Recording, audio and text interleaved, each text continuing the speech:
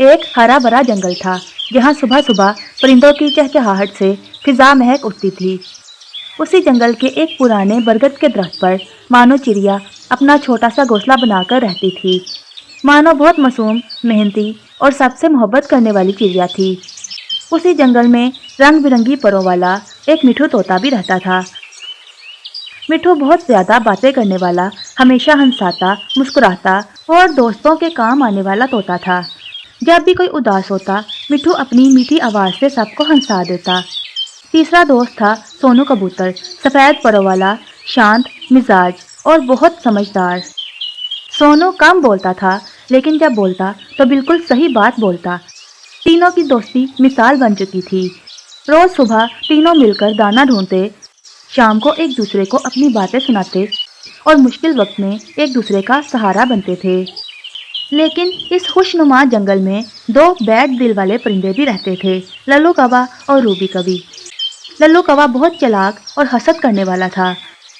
اسے مانو چڑیا، مٹھو طوطا اور سونو کی دوستی بالکل پسند نہیں تھی۔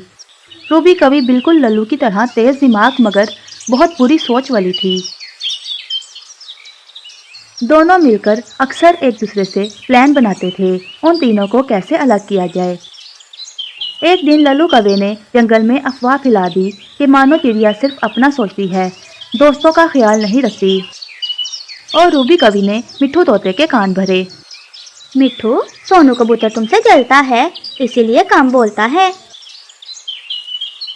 کچھ دیر کے لیے دوستوں کے دلوں میں غلط فہمی آ گئی۔ مانو اداس ہو گئی، مٹھو خاموش رہنے لگا اور سونو اکیلا محسوس کرنے لگا۔